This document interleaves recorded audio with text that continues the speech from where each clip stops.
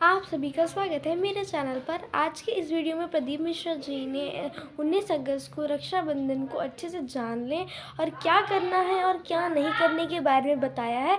तो बिना देरी की वीडियो को शुरू करते हैं। तो चलिए चलते हैं।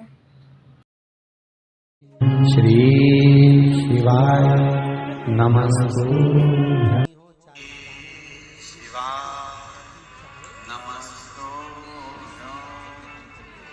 सावन का महीना चालू हुआ था जब एक बेलपत्र चढ़ाई थी, बोलो तो।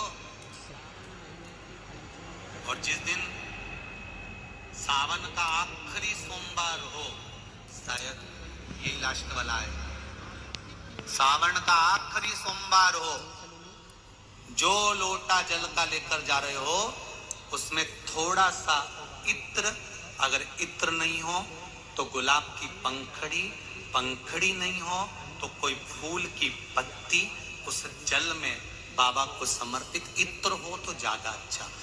आखिरी सोमवार को या सावन महीने का आखिरी दिन आप शिव को जब 2 लोटा जल चढ़ाएं तो उसमें इत्र का भाव रखकर, कामना कर कर, त्र्यंबकेश्वर बाबा का स्मरण कर कर और महामृत्युंजय मंत्र को जपते हो।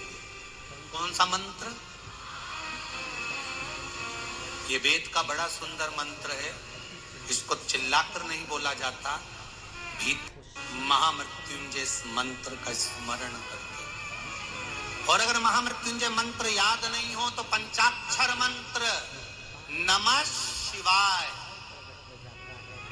पंचाक्षर का स्मरण नहीं रहे तो षडाक्षर ओम नमः शिवाय, षडाक्षर का स्मरण नहीं हो तो श्री शिवाय नमस्तुभ्यम मंत्र का स्मरण कर कर इत्र का जल शिव जी को समर्पित करो और बाबा से निवेदन करो कि एक महीना तेरी कृपा से सावन के निकले, तूने जल चढ़वाया, बीच में कोई दिन छूट गया, कोई कारण आ गया, हम जल नहीं चढ़ा पाए। जैसे भगवान विष्णु एक कमल का पुष्प नहीं चढ़ा पाए थे तो उन्होंने अपना नेत्र निकाल कर दे दिया था, तो भगवान शंकर इतने प्रसन्न हुए थे कि उन्होंने अपना सुदर्शन चक्र दे दिया था। विष्णु भगवान ने नेत्र दिया, शंकर भगवान ने सुदर्शन दिया।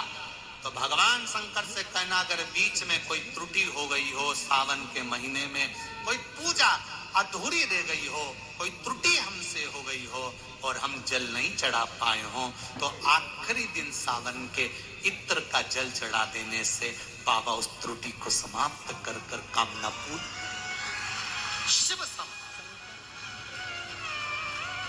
वो मेरा शिव पुष्पदंत ने कहा है कि उल्टे हाथ की ओर जेब लगाने का एक कारण होता है कि कभी शंकर जी के मंदिर में जाओ और शिव जी को अगर जल चढ़ाने के बाद जो तुम बेलपत्री उठाकर लेकर आओ, उस बेलपत्री को आप नीचे वाली जेब में तो रखोगे नहीं। दर्जी को यह मालूम है जितनी देर तक बेलपत्री इस दिल के पास में रहती है, दिल के संचार को निरंतर करती रहती है और शरीर में रक्त के ब्लॉकेज को खोल देती है और हार्ट अटैक नहीं होने देती।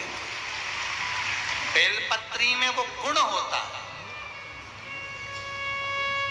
जितने भी पुरुष लोग मंदिर में जाते हैं जल चढ़ाने के लिए, भगवान शिव का गुणगान करने के लिए, शिव जी को बेलपत्र चढ़ाने के लिए, शिव जी के मंत्र का जाप करने के लिए, शिव स्मरण करने के लिए, हम उनको हमेशा कहते रहते हैं कि शिव जी पर अगर बेलपत्र चढ़ी है, आपकी उल्टी जेब अगर लगी है तो एक बेलपत्री खाने से पहले थोड़ी देर जेब में रख लिया करो, जिससे आपके हृदय का रक्तचाप ठीक चलता है। तो जब भी आप शिव मंदिर जाते हो स्मरण करने के लिए, पूजन करने के लिए, या आपका कोई व्रत है उसके लिए, तो आपको अपने साथ ले जानी है एक बेलपत्र और साथ में ले जाना है एक जल का लोटा। जब बेलपत्र आप ले जाओ तो आपको क्या करना है, सबसे पहले उस बेलपत्र को शिवलिंग के ऊपर समर्पित कर देना है श्री शिवाय नमस्तुभ्यम का स्मरण करते हुए। उसके बाद जो जल का पात्र आप साथ में ले गए हो उसको आपको समर्पित कर देना है उस बेलपत्र के ऊपर। इसके बाद उस बेलपत्र को आपको उठा लेना है और उठाकर आपको अपने ऊपर वाला जो जेब रहता है, जैसे कि लेफ्ट हैंड साइड जो जेब रहता है, उसमें रख लेना है। अब इसका रखने का कारण गुरुजी ने बताया है कि इसको रखने से आपको कभी हार्ट अटैक जैसी बीमारी नहीं होती। क्यों नहीं होती? क्योंकि जो बेलपत्र है उसमें ऐसा गुण होता है जिसकी वजह से शरीर में जो रक्त संचार होता है, जो रक्त की धमनियां होती है, वो पूर्ण रूप से काम करती है और रक्त संचार में जो दुविधा होती है, जो प्रॉब्लम सारी होती है, उसको खत्म करती है। इसके साथ जो ब्लॉकेज हो जाते हैं, जैसे कि रक्त के जो थक्के बन जाते हैं, जिसकी वजह से जो रक्त की धमनियां हैं वो सही से काम नहीं कर पाती है, तो उसको बेलपत्र सुचारू रूप से चलाने में मदद करता है। और इसी कारण से जब आप मंदिर जाते हो और बेलपत्र को लेकर आते हो, तो सबसे पहले उसको आपको अपनी जेब में रखना है, ऊपर वाली जेब में, नीचे वाली में नहीं। मतलब जो ऊपर वाली जेब होती है उसमें आपको रखना है। इससे आपका जो खून का संचार है वो सुचारू रूप से चलेगा और आप दिल से जुड़ी बीमारियों से बचे रहेंगे।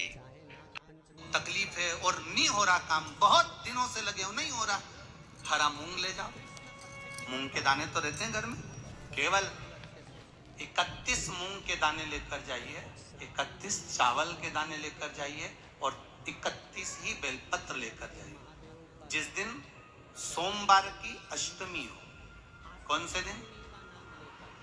सोमवार की अष्टमी हो, उस दिन शंकर जी के मंदिर में जाओ, 3 चीज लेकर जाओ, मूंग के दाने, चावल, बेलपत्र। चावल जो 31 लेकर गए हो, अपनी कामना कर कर शंकर जी की देहली पर रखो, चौखट पर, कहीं पर भी एकांत में उसको रख दिया।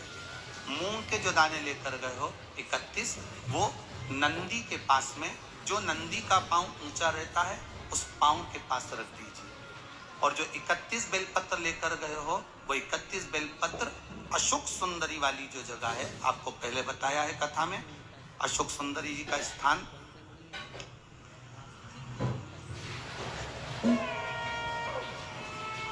ये शिवलिंग, ये जलाधारी जहाँ से पानी बहता है, उसके बीच में एक मोटी सी लाइन होती है, जो शंकर भगवान की छोटी लड़की अशोक सुंदरी का स्थान है। शिव जी के 13 बच्चे हैं, 13 बच्चे में सबसे छोटी लड़की अशोक सुंदरी यहीं पर विराजमान होती है, जहाँ से पानी नीचे गिरता है। प्रत्येक शिवलिंग के सामने एक मोटी सी लाइन होगी, उस मोटी सी जो लाइन है अशोक सुंदरी, वहां पर जो 31 बेलपत्र लेकर गए हो, अपनी कामना कर कर पीला चंदन, लाल चंदन लगाकर उस पर समर्पित करते जाओ। उसकी डंडी जहाँ से पानी बहता है उस ओर होना चाहिए। आप निवेदन कर कर देखो, एक सोमवार की अष्टमी पर कर कर देखना, दूसरी सोमवार की अष्टमी आएगी, अपने आप आपका काम हो गया होगा। बाबा से निवेदन तो करो, क्यों भटक रहे? भोला सब दुख काटो, शिव शंकर जपूं तेरी माला, भोले बाबा जपूं तेरी माला, भोला सब दुख काटो, ओ भोला सब दुख काटो। आप उससे निवेदन करेंगे, आप तो शिव तत्व में जो सुख है वो सुख कहीं। मैं आशा करती हूँ कि आपको मेरी वीडियो अच्छी लगी होगी, तो इस वीडियो को प्लीज़ लाइक कर देना, चैनल पर नए हो तो चैनल को सब्सक्राइब कर देना, सब्सक्राइब के पास वाले बेल आइकन को प्लीज़ क्लिक कर देना, ताकि मेरे न्यू वीडियो को नोटिफिकेशन सबसे पहले आप तक पहुँच पाए। और कमेंट बॉक्स में ये ज़रूर बताना कि आपको मेरी वीडियो कैसी लगी। Bye bye everyone, thank you.